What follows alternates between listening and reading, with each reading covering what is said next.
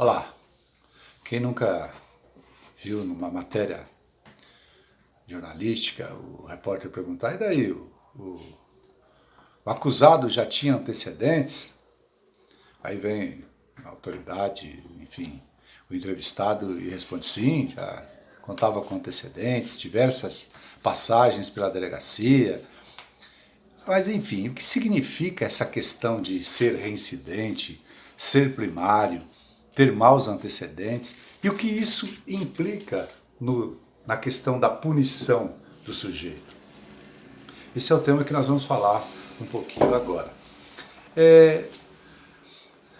Antes de entrar na conceituação do que se é um reincidente, um primário ou então que são maus antecedentes, é importante dizer que a reincidência causa muitas desvantagens ao sujeito. Por exemplo, se duas pessoas em concurso, significa um aderindo à vontade do outro, um dolosamente concorrendo para o crime do outro, praticam um crime, duas pessoas praticam um furto. Se o A é reincidente e o B ele é primário, for primário, as consequências desse mesmo crime serão diferentes para um e para outro. Vejam, o reincidente, por exemplo, ele tem que cumprir a pena, se for de reclusão, a pena em regime integralmente fechado. Já o primário não, ele pode iniciar o cumprimento da pena no aberto ou no semiaberto. O reincidente, ele, para obter uma progressão de pena, ele tem que cumprir um percentual a mais da pena. O sujeito começa a cumprir a pena no regime fechado, passa para o semiaberto e depois para o aberto. Isso é o que se chama progressão da pena. No caso do reincidente, ele terá que cumprir um prazo maior, um tempo maior de pena. O primário, um pouco menos. O primário, de início, pode ter suspenso o processo. O reincidente não pode ter a suspensão do processo.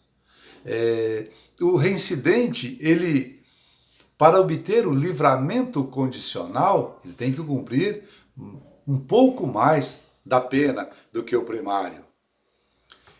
O reincidente, ele tem o prazo prescricional aumentado de 1/3, enquanto que o primário tem o prazo prescricional normal. Sem problema nenhum, é o prazo estabelecido na lei, não aumenta. O reincidente, ele não tem direito ao acordo de não persecução penal. O primário tem.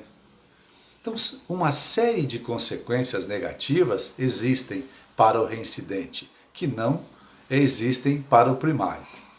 Pois bem, dito isto, em razão dessas... espera aí. Essas desvantagens, elas existem por quê? Porque o sistema de punição, ele é individualizado. Cada cabeça uma sentença. A punição é de acordo com a medida da culpabilidade de cada um. Então, exatamente por isso que o mesmo crime praticado por duas pessoas em concurso, um pode ter uma consequência e o outro outra consequência. Pois bem, mas o que nós devemos entender por reincidente, por primário ou maus antecedentes? Como é que funciona isso? Gostaria de dar uma notícia, a notícia é histórica. Até 1976, a reincidência estava prevista no Código Penal no artigo 46. A novidade é que, ao prescrever, ao ditar o significado da reincidência, o legislador parava por aí. Então o legislador dizia assim, verifica-se a reincidência quando o agente comete novo crime depois de transitada em julgada a sentença penal que, no país ou no estrangeiro, o tenha condenado por crime anterior. Esse foi o conceito estabelecido da reincidência lá no artigo 46 do Código Penal de 1940. Seguiu-se isso até 1977. Então, até antes de 77, só existia essa previsão sobre a reincidência. Ou seja, nessa época, haviam duas categorias, o primário e o reincidente. Outra não existia.